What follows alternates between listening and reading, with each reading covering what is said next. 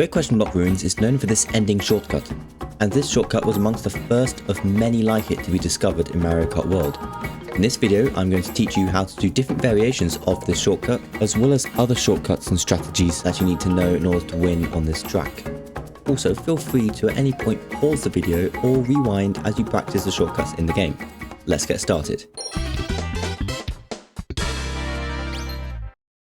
I'm going to start with the ending shortcut, which is mandatory if you want to do well against good players on this track.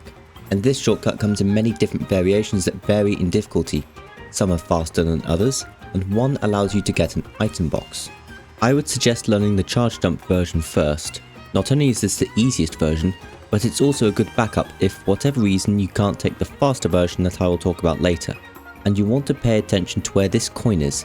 This coin is a key visual cue, and when you touch this coin, this is when you'll want to start charging a charge jump, and you'll want to be going in the direction of where this cone is. I'd advise memorizing where the cone is because it often gets knocked away by other players. Then when you get to the ledge, you'll want to release the charge jump while holding left. This will result in you doing a left trick towards the first ring. And while you're in the air, you'll want to keep holding left. Just before getting to the first ring, depending on how your approach was, you may need to do an air trick to align for the ring. However, with a good approach, you won't always need to do this. Then once you get to the ring, you'll auto trick off it. Keep holding left at this point. Maybe also do one or two more air tricks as well.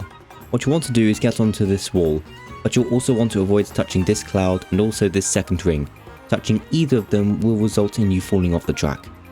Then once on the wall, you'll want to ride up to the top and then trick off while avoiding the third ring. If you get a trick off the third ring, you'll end up with a bunch of airtime. Now, a common mistake here is ending up too low on the wall. Tricking off the wall on its own is not enough for you to make it back to the track, but there is something you can do here. When you trick, you want to be aiming for this third ring. Auto tricking off this ring will give you just enough extra airtime that it'll allow you to make it back to the track without needing Lakitu to save you. Now, once you've mastered the charge jump version, you can then start learning a faster version. This is the version I like to default to most of the time on this track, and it starts all the way back here. And the first thing to do is to check whether there's anything dangerous on this rail. Like all rails, this is a very good trapping spot, and if you see anything placed on the rail or someone in front of you is going on the rail and they have bananas, shells or anything else that they could back at you, then don't go for this faster shortcut and instead go for the much safer charge jump version. And this also applies in general with all rails, it's not just this shortcut. Now once you've deemed it safe to go for the rail, you want to be on the right hand side of the track. This is the side you'd be on anyway if you took the previous turn tight. And then you want to trick off the ramp and aim to land on this yellow rail. Then once you get to the end of the yellow bit of the rail, do a neutral trick and then while in the air, hold left. This is to ensure you land on the grey chain since it turns a bit to the left here. Then once you get to the end of the chain, you want to do another neutral trick. After that, you'll want to aim for this pole and auto trick off either side while holding right to do a right auto trick. Now if you've got too much airtime from tricking off the chain, you'll need to let go of A for a split second so that you don't end up landing on top of the pole, because otherwise that would completely kill all of your speed and you won't make the shortcut. Now after tricking off the pole, you'll then want to do one or two more right air tricks to line up for the ledge. Once again, you can use this middle cone as a visual cue of where to aim for, and then once you land, just trick off the ledge. The trick boost you got from auto tricking off the pole is enough to get you to the first ring. Then the rest of this shortcut is mostly the same as the charge jump version. If you are in need of items, there's one version of the shortcut that allows you to get an item box. And it's quite simple. You just want to be in the drift on approach to the item boxes, and then just before the ledge, you want to be facing the wall at roughly a 45-degree angle.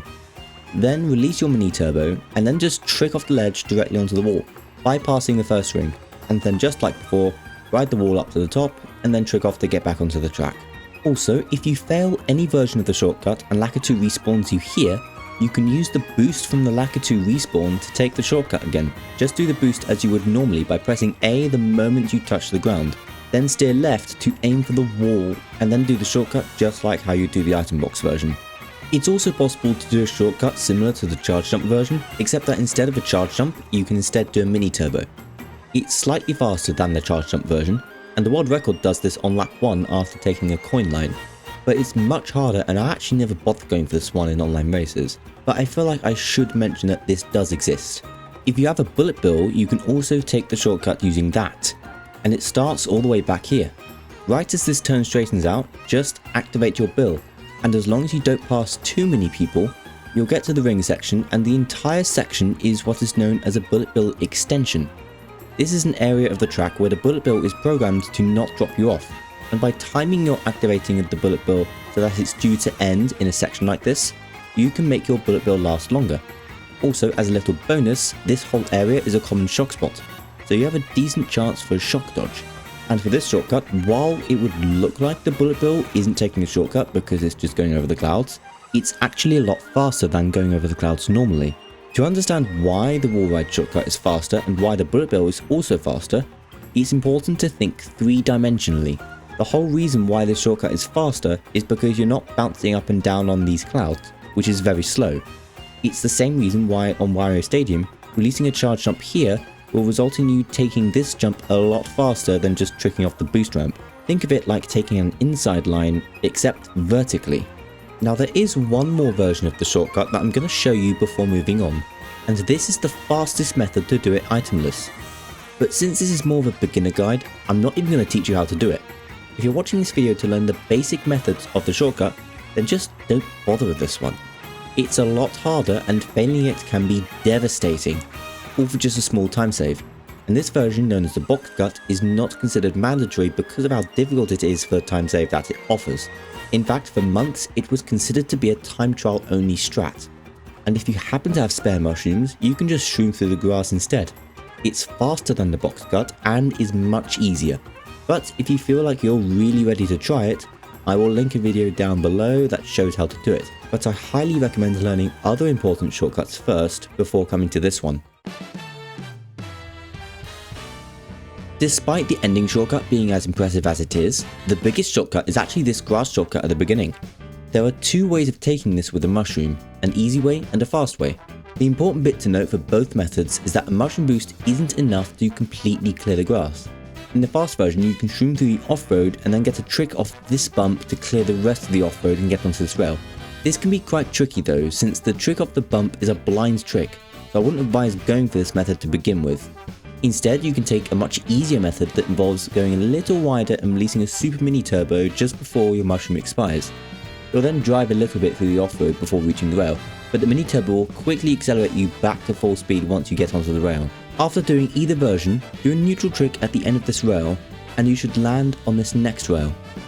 If you have a mega mushroom, you're still going really fast when you reach the rail, so you'd need to time your trick off it, otherwise things will go really badly. Or you can just aim for the middle coin right here, and just trick off the ramp, and it's much easier. If you're using a golden or star however, then you have to use the rail. Time your trick for the middle of the rail, and you should make it to the next rail without any problems. If you don't have any items to take the grass shortcut, you can still make it to the second rail. What you want to do is soft drift to charge an ultra mini turbo, which will release right here, and then start charging a charge jump, aiming for this coin, and then right at the edge of this ramp you'll want to release a left charge jump while the speed boost from the mini turbo is still active. By releasing the charge jump while in an active speed boost, you'll do what is known as a boosted charge jump. That speed boost is preserved in the charge jump, and that little extra speed makes you travel a little bit further, which in this case is the difference between making it to the rail and falling off the track. But if you notice that your speed boost will end before you reach the ledge, what you can do instead is to just drive off the ledge while still holding the charge jump, and then just release a left charge jump here to get onto the rail. You can also optionally do a left trick here for a little extra speed, although it's technically completely unnecessary, but you might as well go for it anyway since it's pretty much impossible to fail. And if you do it in specifically this spot, then you're also detached from the rail, and this is actually ever so slightly faster, and although it's a bit more precise, it's also pretty much impossible to fail in a devastating way, so you might as well go for it. But you don't have to go for it, it's still optional. But under no circumstances should you ever go for this wall ride. Despite it looking relatively simple, in reality this is actually very precise and inconsistent, and it doesn't save a huge amount of time for the risk that it comes with, making this very much a time trial only strat. Because of that beginning shortcut, Great Crush Nut Ruins is a very good shroomer track. This is where you slow down at the first item set to get triple mushrooms, and then once you get triple mushrooms you want to go fast, and you'll use those triple mushrooms to take a shortcut each lap. In this case, you want to take that beginning shortcut on laps 2 and 3, and you'll have a spare mushroom that you could either use for this shortcut, or you could use it for recovery or dodging a blue shell. You can take the beginning shortcut on lap 1, but because of where the item box is, you would be going very wide and you wouldn't be saving that much time as you would on laps 2 and 3. So I like to save my mushroom for later. Stopping for 2 items at the start can also be a good strategy if you are in a mid spot where triple mushrooms is not guaranteed, since that increases your chances of actually getting them. However, don't be bagging too hard because the shock isn't as predictable on this track. Plus, the 1.6 update made the shock rarer, so it's very possible that the entire race could go completely shockless. Because of this, any comeback is almost entirely from taking shortcuts rather than shock dodges. Technically, the most common shock spot is the ending shortcut, since players like to target shock their opponents, and if you get target shocked and respawn here, it can be devastating. But using a star or a mega results in you going a lot faster, which makes taking the shortcut a literal nightmare. This isn't a problem with the boo or bullet bill however, because the boo doesn't increase your speed, and with the bullet bill you can just take the bill extension that I mentioned about earlier. But overall, the best protection against the shock is to just be near the front. If you get shocked in the second half of the shortcut, which is more likely if you're in the front, then you'll get the good respawn and it's actually not too bad. And if you've already tripped off the wall by the time the shock happens, then it's even better for you.